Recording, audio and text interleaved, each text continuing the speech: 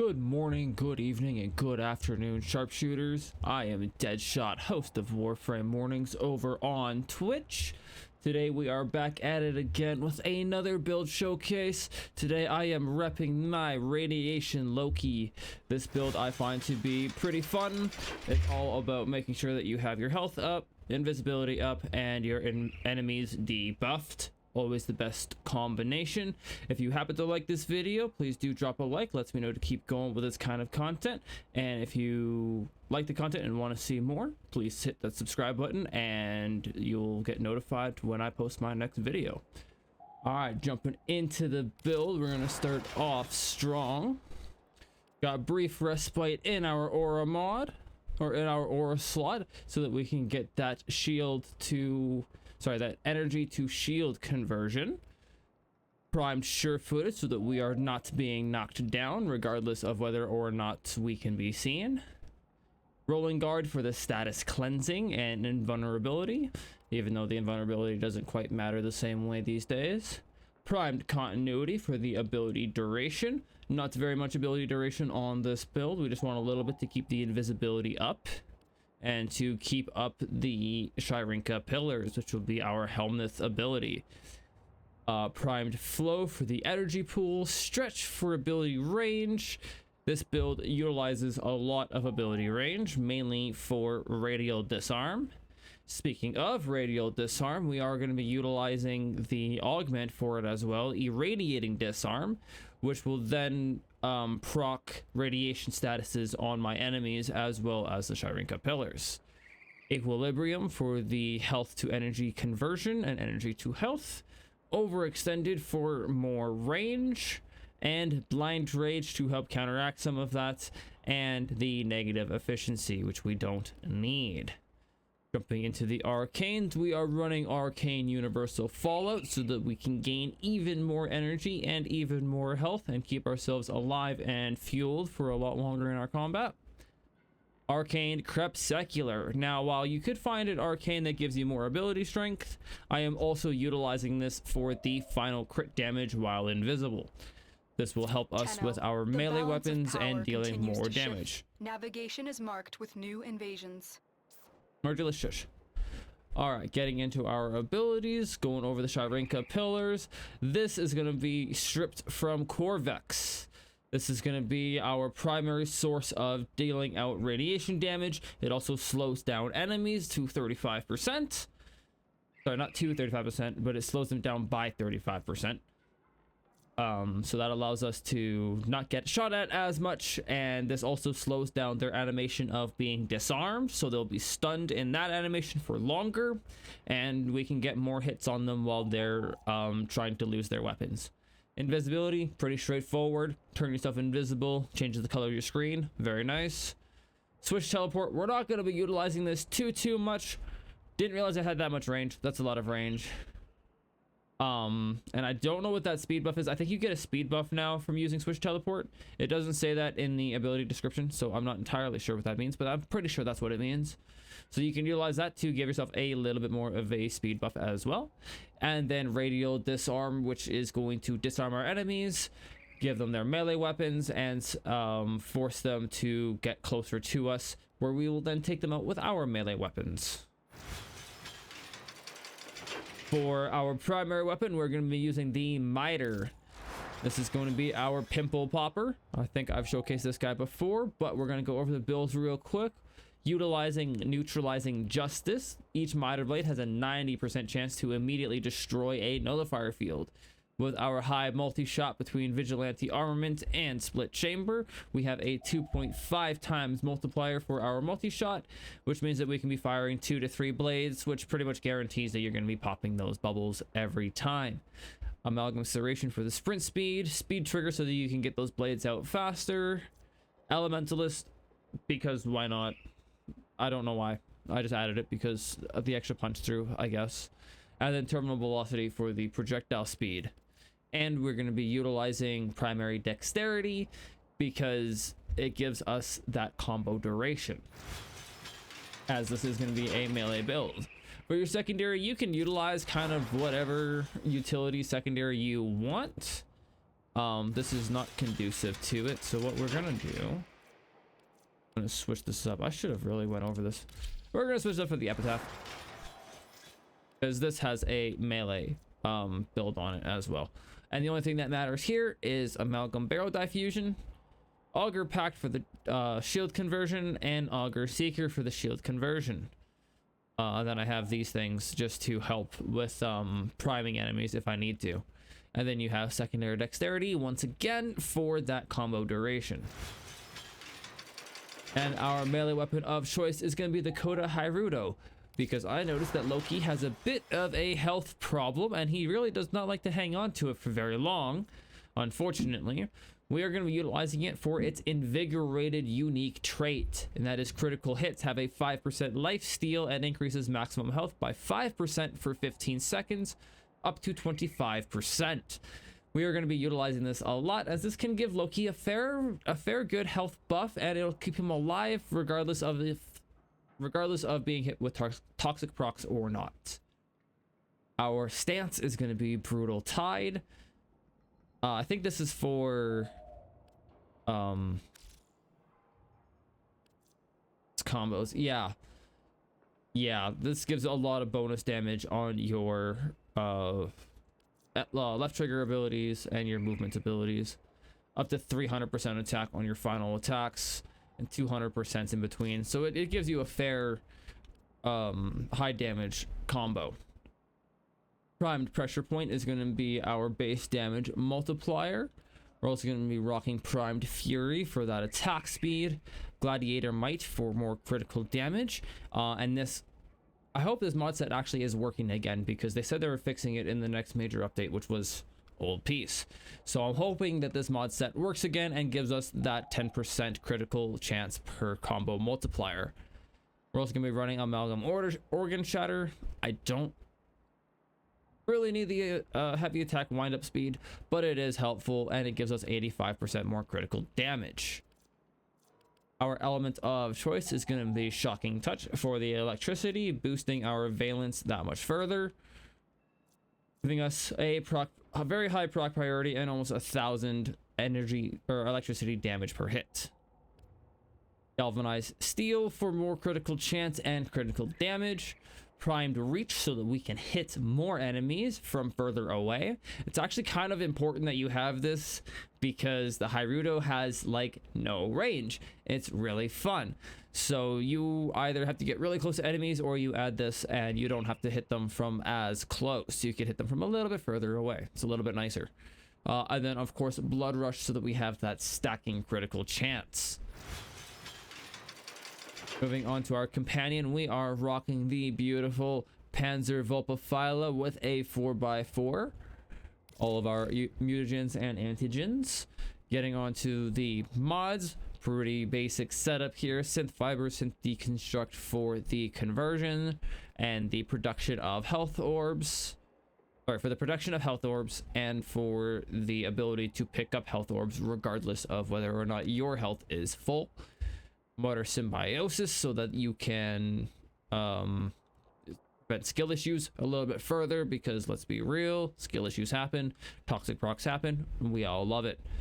Sharpened Claws for more damage and armor strip. Panzer De-Evolution to keep your Panzer Vulpaphyla up at as much as possible. Viral Quills for spreading out all of that viral damage.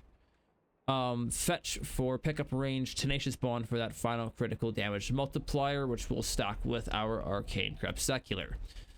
Primed Animal Instinct for that loot radar and enemy radar, and then Resourceful Retriever just for that increase in resource pickups.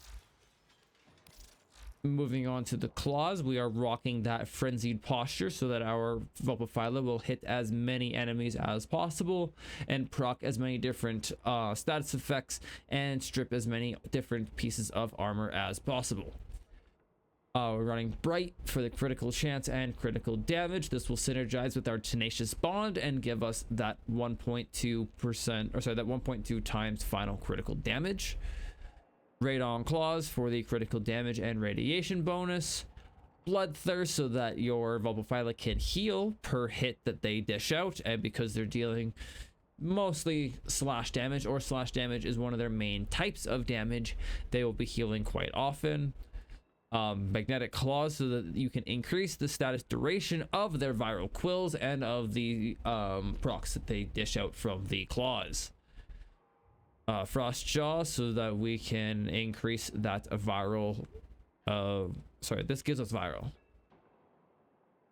Yes, this is what gives us viral in the first place. Precision conditioning for that increase in melee damage and converts all base physical damage into slash damage. Call the weak for even more damage, and then swipe to hit up to 4 more enemies. And then finally, the other important thing, because of the new addition of arcanes to arch guns, we are also going to be running the Malzalon with 2 dexterity mods. Yes, these stack, so this will give you a total between all 4, a total of 30 seconds of combo duration. You will not be running out of combo duration anytime soon. All right, with that being said, that's the build, that's the mods. We're gonna jump over here and go over the Archon shards real quick. Starting from left to right, we're starting off strong with a Topaz Archon shard, which will give us 10% ability damage on enemies affected by radiation status effects. This will help us both with our radial disarm and our Shirinka pillars.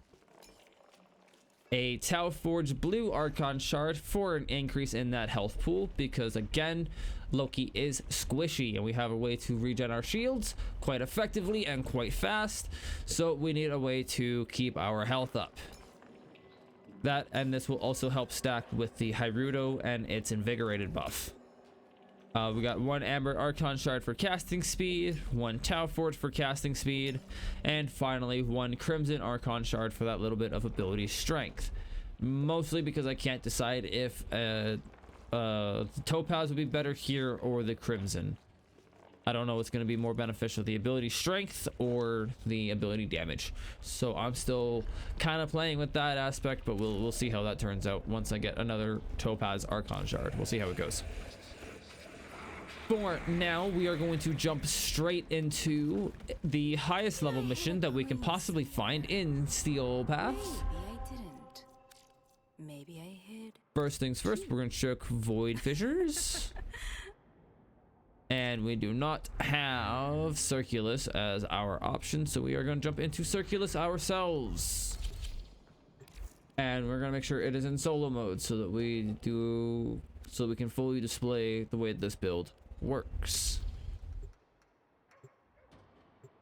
Level 180 to 200.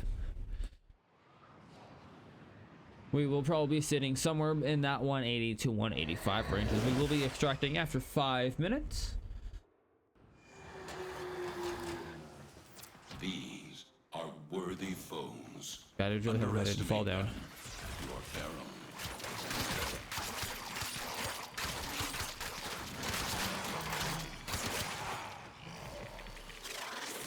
Now, of course, the Hirudo is not the highest damaging weapon in the world. Stand by for I think the highest I've seen it hit was probably about 500,000. But because of its buffs, it makes it worthwhile for us to use. Big group of enemies here. Hit them with all that. Track it with the synthesis scanner. Don't let it escape. Alright, they drop. And they're dropping health and energy orbs and universal orbs.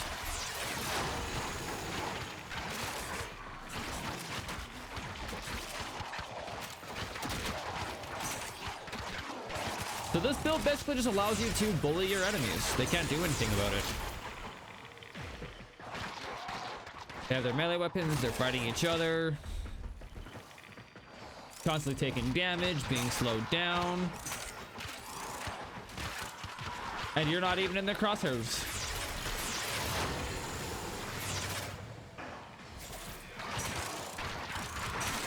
All manner of Oricon technology may work here due to the Circulus's proximity. If you have enough. Yeah, and I forgot to check my focus school, but if you were to be repping the Madurai focus school, You could do your double void sling for that increase in casting speed and ability strength as well, and that can help you a little bit further. That'll also help you achieve a 200% ability strength as well, which will counteract the 50% or so. Sorry, that fully counteracts the 60% that we are losing from overextended.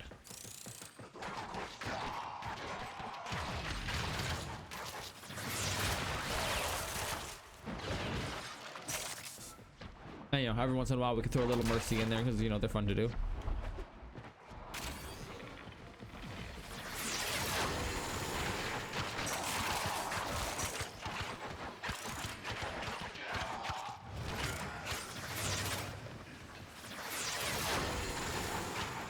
So yeah, this is a fun little build. Oh, and I just actually saw a 1 million damage hit. So, I mean, you can hit some decent numbers. You can hit some decent numbers.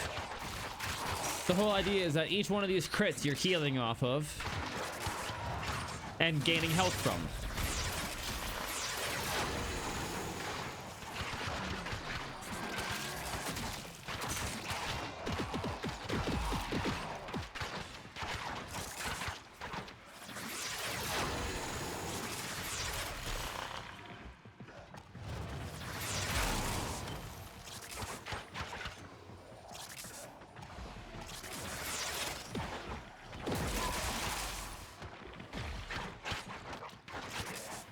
And I find that switch teleport can also be a good way to re-engage in the enemy. Because you can just teleport in, dish out some damage, dip out, and go to the next group, or teleport in to the next. If I could hit the right ability, that would be lovely.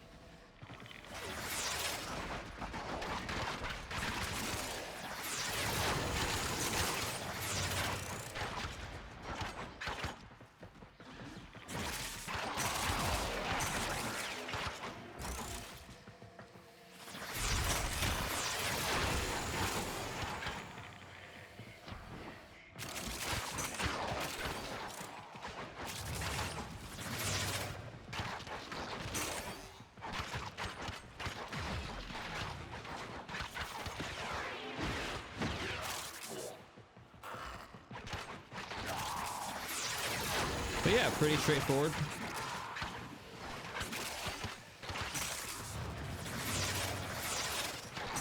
The idea, of course, is to try and maintain invisibility. That's kind of the whole point.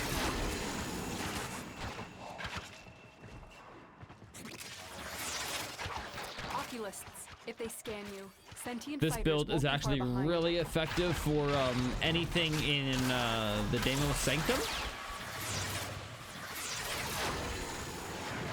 Because you are dealing so much radiation damage and you are The you've got sentient so has much detected range on it. fighters incoming. It was how I ended up doing my EDA or ETA last week. No, yeah, EDA last week. So I ended up with Loki as one of my options, and I went in with this build. It is nigh unkillable.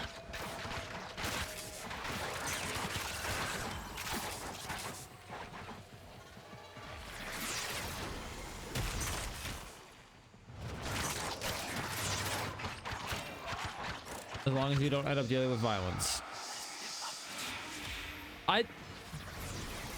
I shouldn't speak.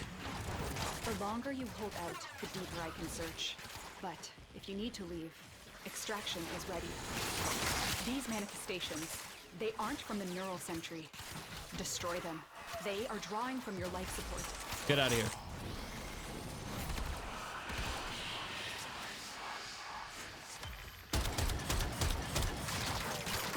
Alright, we're gonna kill this Ligarius. Hopefully. Maybe, possibly. There we go.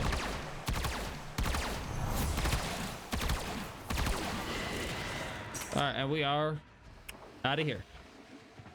That is Radiation Loki. I didn't expect him to work so well with a radiation build, but I think that it turns around and makes him effective, and it turns him from a joke of a warframe into something that's actually kind of formidable. I used to meme on him a little bit, but since I found this combination, I have actually found him to be quite a lot of fun.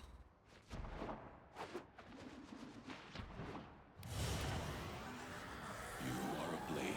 You exist to strike. You strike to win. The lesson ends.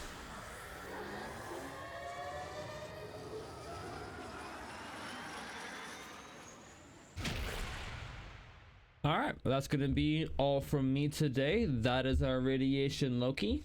I do hope that you guys go out there and try it out for yourselves and enjoy what it has to offer. I will see you guys in the next build video. I think I'm probably going to do the Voruna build that everybody's been waiting for so much. That's going to be coming out next week, so keep your eyes out for that video as well. And I will see you guys later. Ciao.